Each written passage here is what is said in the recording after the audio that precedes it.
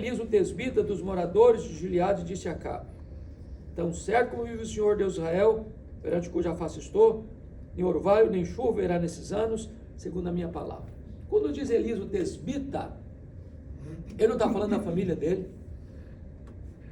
do sobrenome dele, ele está falando da procedência geográfica dele.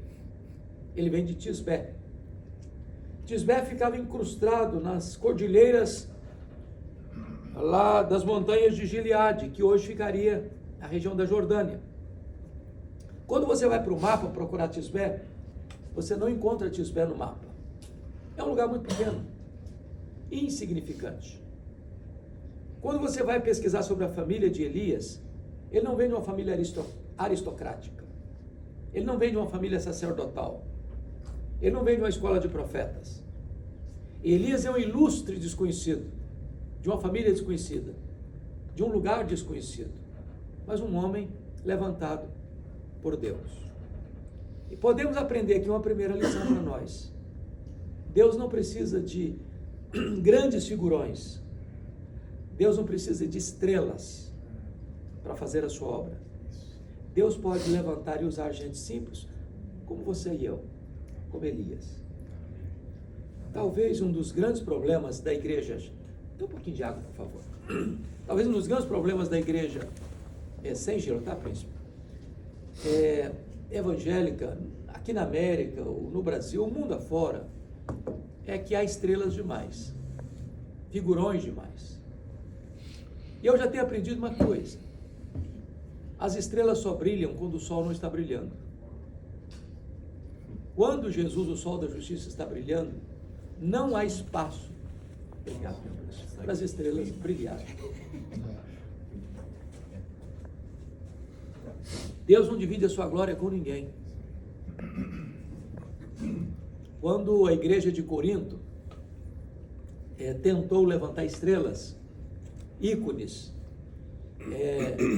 dividindo a igreja em 4 grupos, eu sou de Paulo, eu sou de Apolo, eu sou de Cefas, eu sou de Cristo. Paulo colocou o machado da verdade na raiz dessa tendência. Quando pergunta assim: quem é Paulo? Quem é Apolo? Apenas servos, por meio de quem vocês creram. De tal maneira que nem o que eu plantei, Apolo regou, mas o crescimento veio de Deus. De maneira que nem o que planta, nem o que rega é coisa nenhuma, mas Deus que dá o crescimento. Em outras palavras, na igreja de Deus, todos nós estamos nivelados no mesmo patamar. Somos servos. Mas quando chega no capítulo 4, ele diz que importa que os homens considerem como ministros e dispenseiros, que se requer dos dispenseiros que sejam encontrados fiéis.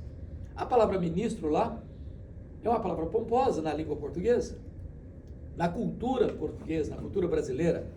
Você fala ministro, se você pensa no mundo político, é o primeiro escalão do governo. Se você pensa na igreja, é o pastor, é o líder. Mas a palavra que Paulo cuidadosamente usa para ministro lá é muito curiosa. Porque há 3 palavras para servo no grego: a palavra diáconos, a palavra doulos e a palavra huipereta. A palavra huipereta é inferior a diácono e a doulos, o escravo. O huipereta era o escravo condenado à morte, que antes de morrer tinha que prestar um serviço. Eram os remadores de galés, cujas pernas estavam presas com correntes grossas. A palavra que ele usa para ministro lá é huipereta. Com isso, Paulo está desbastando qualquer ideia de vaidade, de soberba, de arrogância, de mania de grandeza. Então, o primeiro ponto que eu aprendo com Elias aqui é que não há espaço para qualquer de nós se autoprojetar, buscar as luzes da ribalta e as luzes dos holofotes. A segunda coisa que me chama a atenção é o que ele fala para Elias, porque notem vocês que ele sai do anonimato e começa o ministério dele, entre aspas, o estrelato. Porque começa pregando para o rei, no palácio do rei. A maioria de nós, ou se não todos nós, vamos passar o ministério inteiro sem pregar para o rei no palácio do rei. E ele começa com a palavra de juízo, dizendo: olha, segundo a minha palavra, não vai chover e não vai cair orvalho nos próximos anos. Por que ele está falando isso? Porque Baal era considerado o padroeiro da prosperidade. Quando se colhiam os frutos do campo, quando uma ovelha dava cria no campo, atribuía isso a Baal.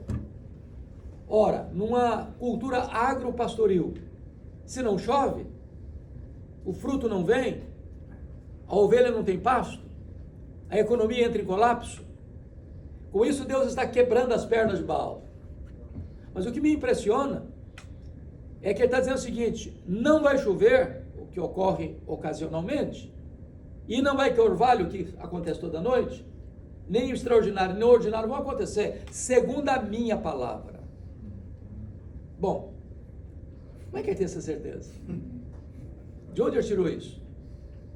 E esse texto não responde essa pergunta.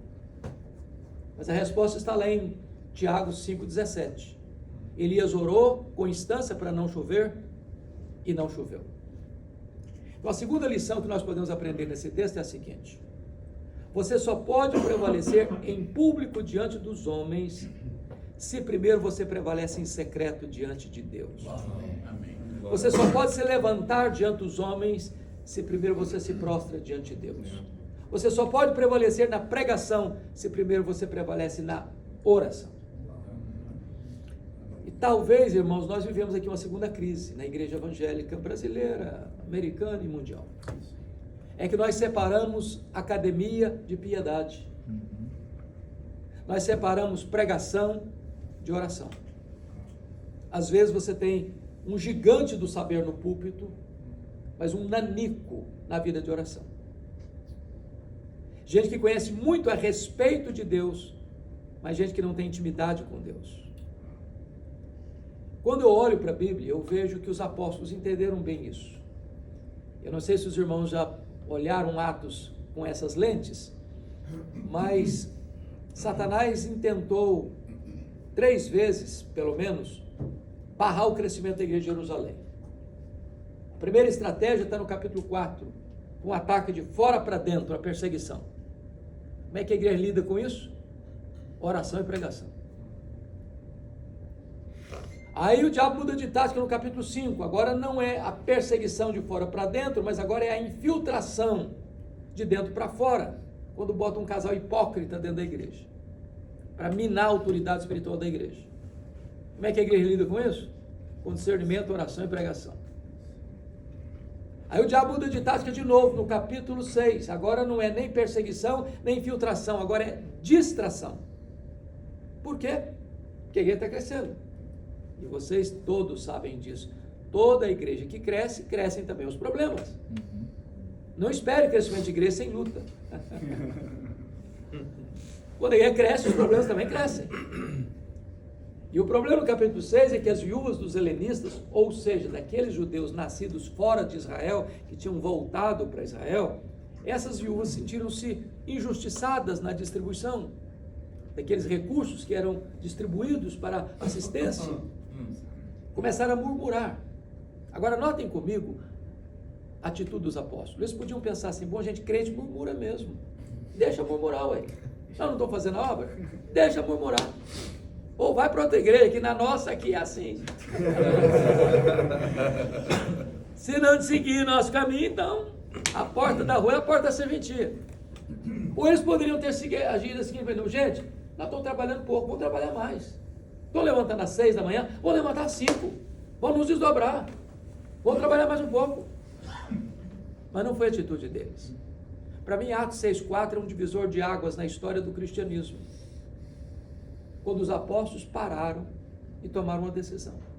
Quanto a nós, nos consagraremos à oração e ao ministério da palavra. Vamos constituir homens dentre nós, cheios do Espírito Santo, cheios de fé, cheios de sabedoria para esse ministério. Em outras palavras, tem 2 diaconias: a diaconia da palavra e a diaconia das mesas. Ambas são importantes. Ambas são importantes. Porém, eles entenderam o chamado deles. Nós vamos nos consagrar à oração e ao ministério da palavra. Porque um dos grandes perigos da igreja, irmãos, é quando a liderança está atarefada demais, correndo demais, num ativismo maluco, tentando bater o corner e correr para cabecear para o gol. Faz tudo. Se estressa, não resolve o problema, murmuração cresce, a igreja emperra. Eles entenderam a necessidade de delegar, eles entenderam a necessidade de ampliar o ministério, e eles entenderam a prioridade do ministério deles como líderes.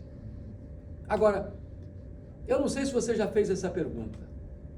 O que é mais importante? Oração ou ministério da palavra? Perguntaram certa feita isso a Charles Haddon Spurgeon. E ele respondeu assim: qual asa de um pássaro é mais importante para ele voar? A asa da esquerda ou da direita?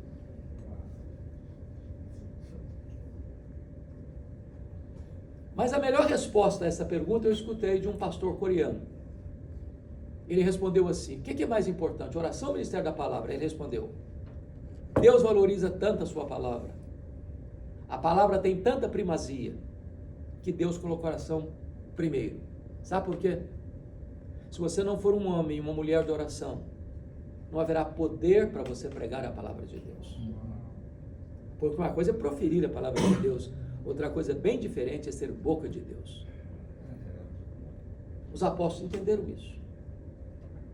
E ao nomearem homens cheios do Espírito Santo, você vai perceber no livro de Atos capítulo 6 que a murmuração vai se transformar em louvor, em adoração e em gratidão.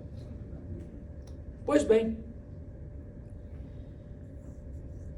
Elias nos ensina aqui a necessidade, irmãos, de nós nos prostrarmos primeiro diante de Deus, para depois nós nos levantarmos diante dos homens. Porque quando prevalece na oração, você também prevalece na pregação. Bom, mas me permita olhar aqui um aspecto interessantíssimo no verso 1, no verso 2 e 3, porque há uma espécie de transição, e uma transição de anticlímax, porque está escrito: veio-lhe a palavra do Senhor dizendo, retira-te daqui, vai para a banda do Oriente, esconde-te junto à torrente de Querite, fronteira do Jordão, beberás a torrente, ordenei aos corvos que ali mesmo se sustentem. Isso é um anticlímax. O que eu posso garantir a vocês é que todos nós, líderes, pastores, pregadores, gostamos. Isso acontece, filho. Fica com raiva dele, não, fica tranquilo.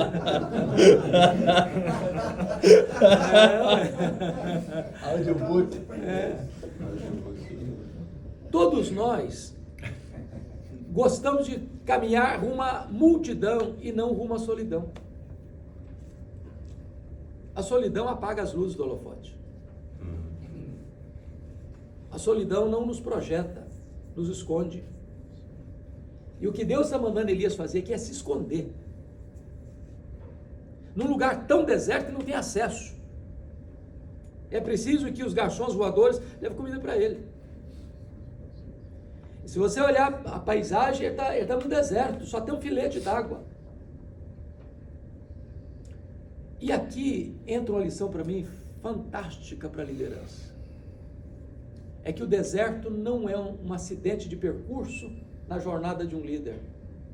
O deserto é uma agenda de Deus. O deserto é a escola superior do Espírito Santo, onde Deus treina os seus líderes mais importantes. Agora a pergunta é: qual o currículo da escola do deserto? Quando Deus nos matricula na escola do deserto, o que é que Deus quer nos ensinar? Primeiro, a primeira matéria é a nossa própria vida. Às vezes a gente pensa que ser um bom líder é fazer o curso A, fazer o curso B, fazer o curso C, é ter expertise aqui, ter expertise lá, é ser um especialista nessa área ou naquela. Tudo isso é muito bom e é necessário e a gente deve buscar sempre aperfeiçoamento mesmo. Mas a coisa mais importante da vida de um líder é a sua própria vida.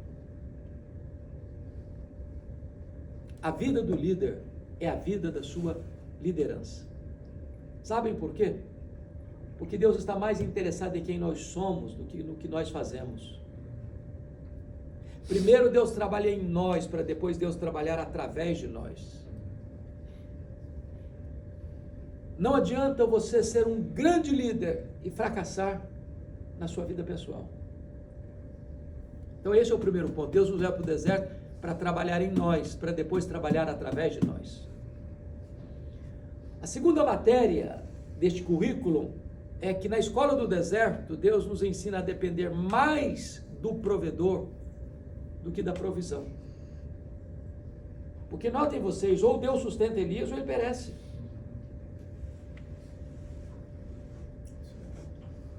E aqui está um ponto para vocês que moram no país de primeiro mundo, no primeiro país do mundo, do ponto de vista de economia, de recursos, etc.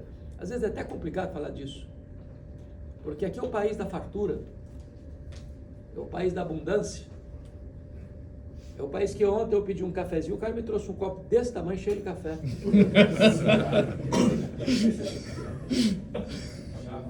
E é o menor, né? Hã? E é o menor. E é o menorzinho, né? É o menor. Então, você falar em crise nessa área parece até um paradoxo, uma contradição. Mas, ou os garçons voadores voam para levar comida para ele, ou ele perece. Agora, olha que curioso.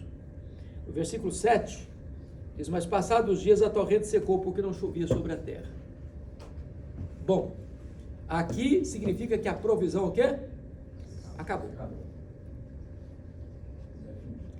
A grande questão é, e quando você está onde Deus mandou você estar, fazendo o que Deus mandou você fazer, e a sua provisão acaba? Ora, quando a provisão acaba, Deus não perdeu o controle. Porque Deus sabe onde você está, Deus sabe para onde você deve ir, e Deus sabe o que você deve fazer. A sua fonte secou, mas o manancial de Deus continuou jorrando. A sua despensa está vazia, mas os celeiros de Deus continuam cheios. Não aconteceu uma situação fora do controle de Deus, porque nada acontece fora do controle dele. Deus está nos ensinando agora, de forma prática, que nós dependemos do provedor mais do que da provisão. E eu queria ilustrar isso de forma pessoal. No ano 2000, eu vim para cá, para os Estados Unidos, com a minha família, minha esposa, mais os 2 filhos pequenos, para fazer um curso de doutorado na área de pregação, no Seminário Reformado de Jackson, Mississippi. E, na época, a igreja que eu sou pastor até hoje, primeira igreja presbiteriana de Vitória, votou uma verba para o nosso sustento que nós achamos que seria o suficiente. Na época, $2.300 por mês. Só que, obviamente, eu teria coisas a deduzir desse valor. Primeiro, que todo pastor é dizimista. Pelo menos deveria ser. Então, se eu recebia $2.300, já deixava $230 na tesouraria da igreja. Recebia $2,70. Nós temos uma senhora que tem mais de 70 anos, que mora conosco há mais de 30 anos. Eu achei que não seria justo da minha parte desampará-la nesse período. Então, continuei pagando o salário dela, embora eu não estivesse lá.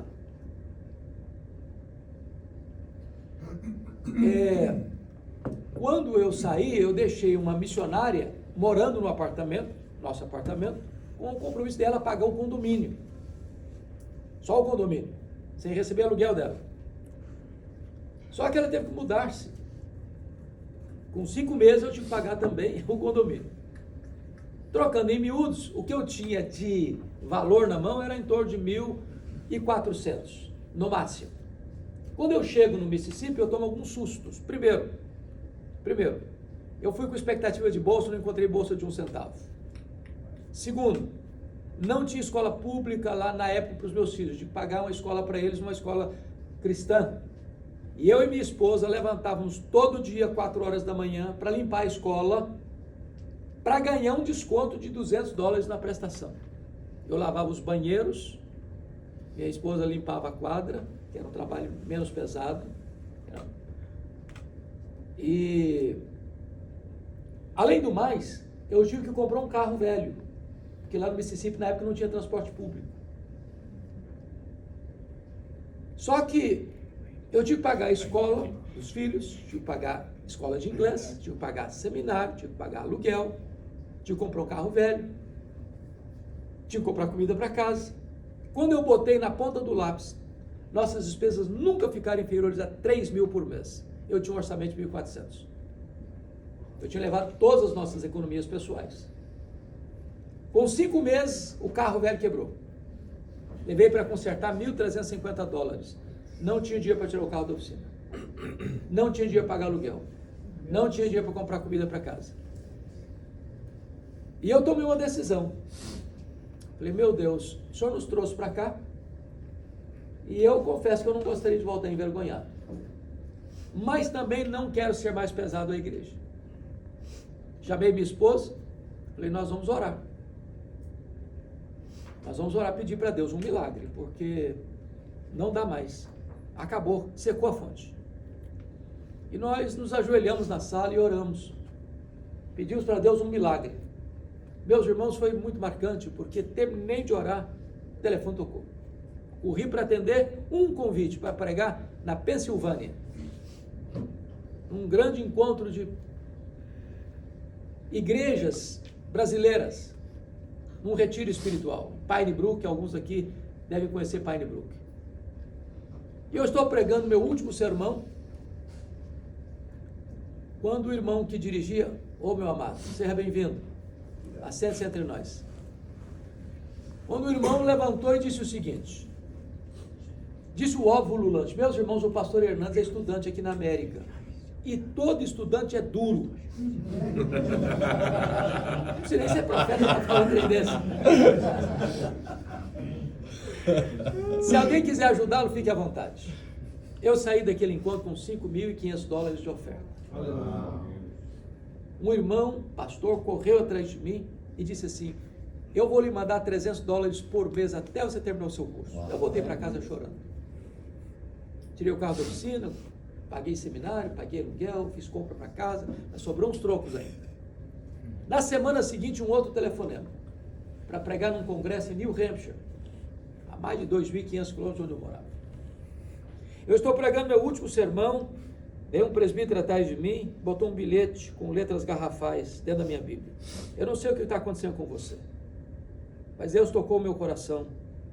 Eu vou lhe mandar $600 por mês, até você terminar o seu curso. No final me deram $2.500 de oferta. Para encurtar a conversa, eu fiz 21 viagens a convite para pregar, em 10 estados diferentes. Cada lugar que eu ia, Deus fazia um milagre diferente. Um dia uma mulher viajou 60 milhas debaixo de neve, porque Deus tocara o coração dela onde ela estava, na sua casa, para onde eu estava, para me dar uma oferta. Curiosamente também, logo em seguida, eu tive um problema muito sério na inflamação no punho, eu não segurava nem o rodo nem a vassoura mais, tive que largar o trabalho.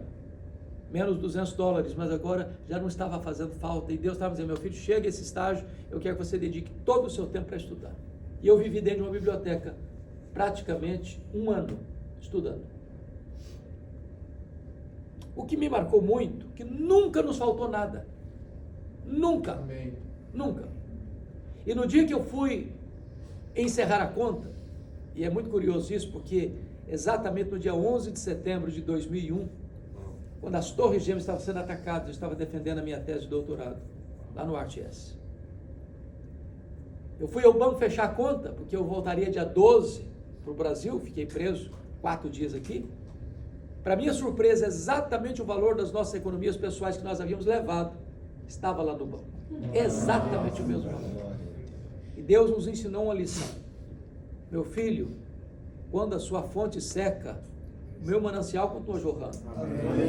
Quando a sua despensa fica vazia, os meus celeiros continuam cheios. Você precisa aprender a depender do provedor mais do que da provisão. Mas notem comigo, e eu gostaria de avançar para encerrar, no versículo 8 há uma outra transição. Então lhe veio a palavra do Senhor dizendo, dispõe-te, vai a Sarepta, que pertence a Sidom, e demora-te ali onde ordenei uma mulher viúva que te dê comida. Então ele se levantou e se foi a Sarepta. Irmãos, isso aqui tem senso de humor. Até mesmo, porque não faz sentido. Não faz sentido. Se Deus dissesse para Elias, meu filho tem uma mulher viúva lá em Sarepta, que está passando uma magrela, e chega de ficar escondido, agora você vai para lá sustentar aquela mulher. Eu podia dizer, eu tenho um ministério, vou cuidar de uma mulher viúva. Mas o que Deus diz é o contrário. Vai porque tem uma mulher viúva lá que vai sustentar você. O problema é que Sarepta ficava a 150 quilômetros ao norte.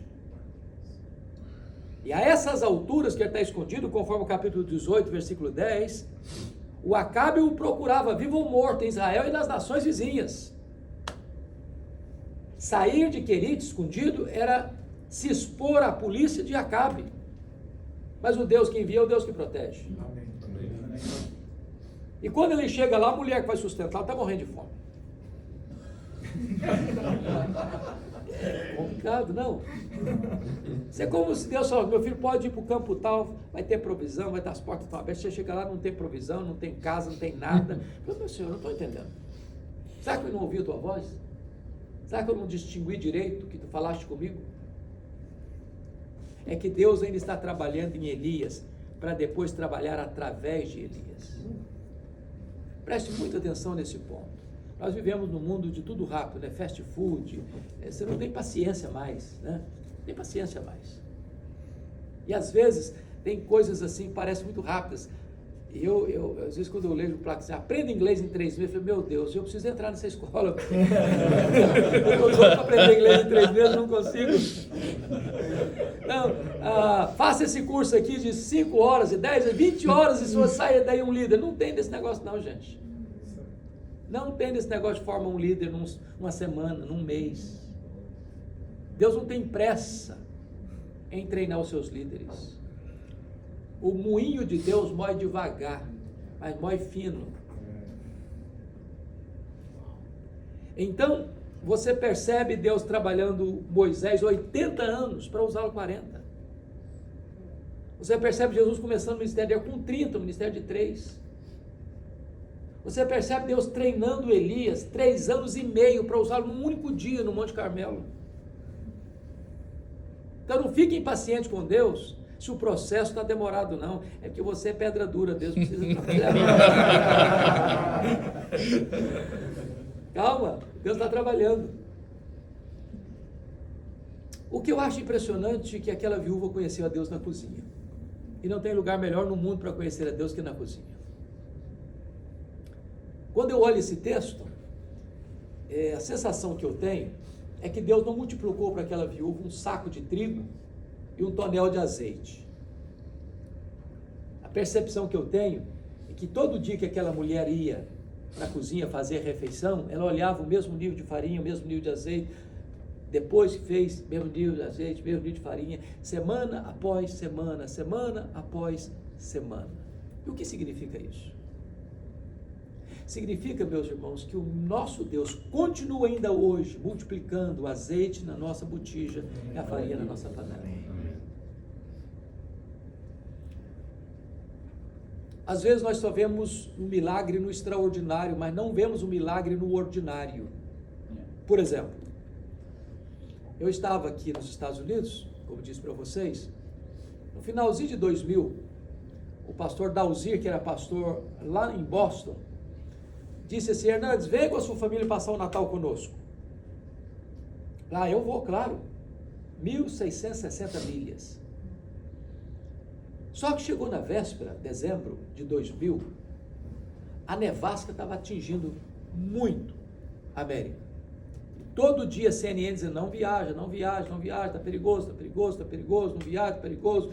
E eu que nunca tinha viajado, dirigido em neve nesse período, eu liguei para o pastor, falei, pastor, olha, está dizendo para não viajar, o que eu faço? Não, você está doido, cara, se você não vier, vai ser uma frustração, ninguém está convidado, está todo esperando, vem, tem que vir, não tem jeito não. Aí eu fui para o aeroporto cedinho, falei, tudo que tiver de seguro aqui eu quero, tudo, bota todas as de seguro eu quero. Aí saí de Jackson, Mississippi, entrei no estado do Alabama, paramos para almoçar, um lanche, McDonald's. Quem tem criança sabe que eles gostam, né? Hoje talvez não gostem tanto, mas na época era novidade, gostavam muito. Quando eu termino de lanchar, era 1h da tarde, aquela neblina caindo. Eu saí, andei 40 minutos, uma ponte, uma curva. Quando eu entro na curva, eu percebo que lá embaixo tinha um aglomerado humano. 2 carros já tinham perdido a aderência e rodado na pista e caído na vala. Quando eu entrei com o carro perdeu completamente a aderência, eu saí rodopiando na pista. Naquela ponte de curva, só gritando e clamando pelo nome de Jesus. O carro rodopiou e bateu numa caminhonete que estava já do lado contrário. Ela tombou do lado contrário, eu bati com a coluna da porta no meio, na frente da caminhonete. Meu carro virou um L, literalmente um L. Perda total. Nem um arranhão. Apenas o filho gritando muito de dor, levaram para o hospital, não tinha nada. Eu liguei para o pastor Deus e falei, estou aqui.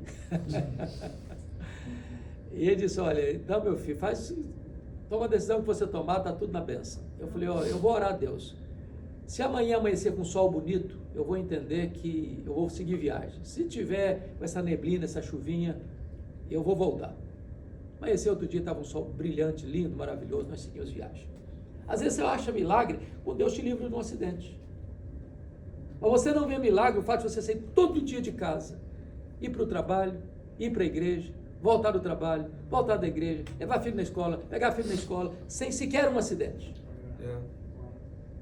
O Deus que opera no extraordinário é o Deus que está operando milagres toda hora. Amém. O fato de você e eu estarmos aqui hoje, depois de uma pandemia, gente melhor do que nós morreu. Por que você está aqui? Por que eu estou aqui? É o milagre da providência. O ar está cheio de vírus e bactérias. Se entrar na corrente sanguínea, leva você à morte. Então, a nossa vida é um milagre, a nossa sobrevivência é um milagre. É um milagre. Agora, na mesma casa que acontece um milagre, acontece uma tragédia também. Nós não podemos aceitar a ideia de que se você é crente, se você é cheio do Espírito Santo, se você é um homem de Deus, se você é uma mulher de Deus, nunca vai ter problema na sua vida, você nunca vai ter problema financeiro, você nunca vai enfrentar uma enfermidade. A Bíblia não ensina isso. Não ensina isso. Gente de Deus bate carro. Gente de Deus perde emprego. Gente de Deus enfrenta uma crise financeira. Gente de Deus enfrenta uma crise familiar. Gente de Deus fica doente. Gente de Deus sepulta os seus mortos.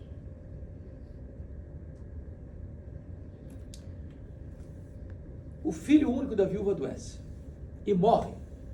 E aqui tem uma lição para nós, líderes, para mim, da mais alta importância. É que a mulher acusou Elias de ser culpado da morte da menina. Pastor tem costas largas. Pastor tem couro de jacaré e coração de manteiga. O cara briga com a mulher de madrugada. Lá na casa dele, o culpado é o pastor. O adolescente rebelde sai de casa, o culpado é o pastor. O grande problema que eu encontro aqui, irmãos, Elias nos ensina o seguinte: Elias não se defendeu. Ele não se defendeu. Talvez entendendo que Jesus ensinou mais tarde, não se esmaga a cana quebrada, nem apaga a torcida que fumega. Porque às vezes nós somos muito valentes para nos defendermos.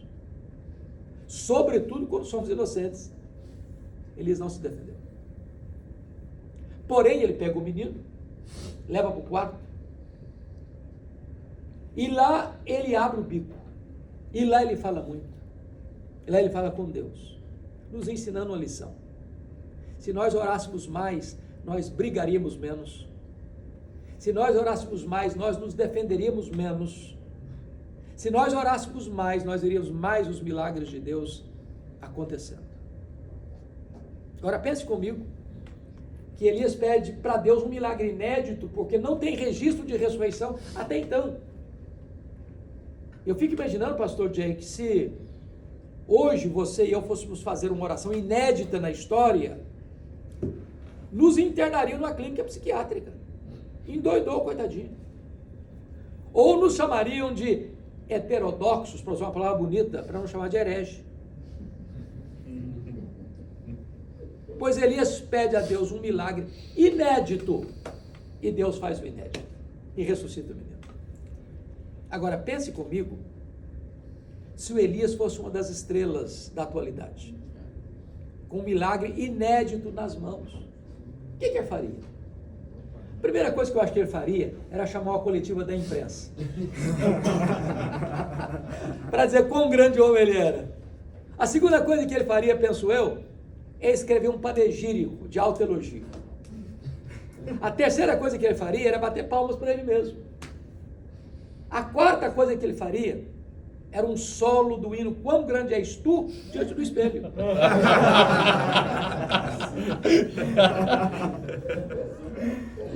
Ele não fez nada disso. Ele só disse: mulher, o teu filho vive. Lição aprendida. Se Deus está abençoando a sua vida e o seu ministério, bote a boca no pó, porque tudo vem dele, tudo é por meio dele e tudo é para ele. Não a nós, Senhor, não a nós, mas ao teu nome. Amém. Amém. Mas finalmente eu encerro aqui. Quando você honra Deus, Deus honra você. Porque o versículo final deste capítulo, versículo 24, esta viúva, ao receber o seu filho vivo, disse para Elias: agora eu sei que tu és homem de Deus e que a palavra do Senhor na tua boca é verdade. Essas duas coisas para mim são muito fortes, porque a grande pergunta hoje é como é que as pessoas nos conhecem. Pessoas ricas, famosas, influentes, ou homens e mulheres de Deus. A segunda coisa faz meus joelhos tremer até hoje. A palavra do Senhor na tua boca é verdade. Uma coisa, como disse, é proferir a palavra de Deus. Outra coisa é ser boca de Deus. Jeremias 15:19 diz assim: se tu te arrependeres, eu te farei voltar e estarás na minha presença. Se apartares o precioso do vil, serás a minha boca. Você é testemunha disso e eu também. Chega um pregador e prega uma mensagem. Não acontece nada. Nada. Chega outro pregador, prega a mesma mensagem. Os corações se derretem. Por quê? É porque um é boca de Deus, o outro não é. Eu termino com essa ilustração. Não sei se o Jabes conheceu o pastor Antônio Elias. Conheceu. Antônio Elias era um pastor presbiteriano, morreu com mais de 90 anos. Era um dos homens mais piedosos que nós tivemos na nossa geração. Eu ouvi algumas vezes, e sempre que ele pregava chorando, e o auditório chorando também. O sermão dele era muito simples. Ele dizia que o sermão dele era assunto puxa assunto. Mas esse homem, sempre que pregava, havia conversões, quebrantamento, choro, restauração. E um dia está pregando um congresso de pastores e líderes. E depois que terminou, veio a hora das perguntas. E alguém levanta e faz uma pergunta teológica para ele. Diz: pastor Antônio Elias, nos ajude a entender um assunto tão complexo na Bíblia que é unção. O que é unção? Nos explica isso. E ele respondeu: é muito fácil, é muito simples. Unção significa que uns são, outros não são. É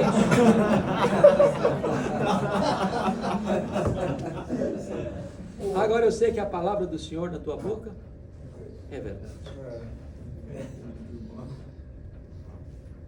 Quando Deus chamou Elias lá no Jordão, a capa dele caiu na mão do Eliseu. E Eliseu tem que atravessar o Jordão, está transbordando, já tinham passado a pé enxuto, mas agora o Elias foi embora.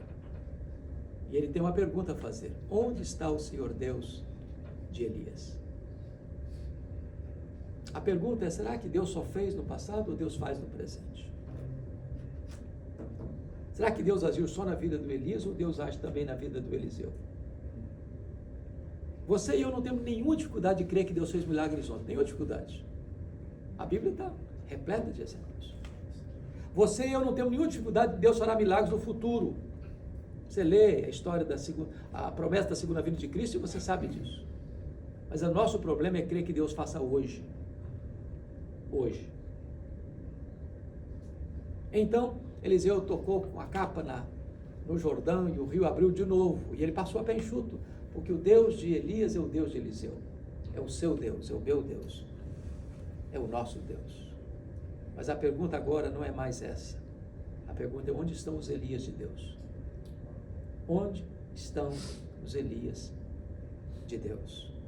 Que Deus encontre nesta sala muitos Elias para fazer diferença no seu tempo e na nossa história. Muito obrigado. Amém. Amém. Obrigado.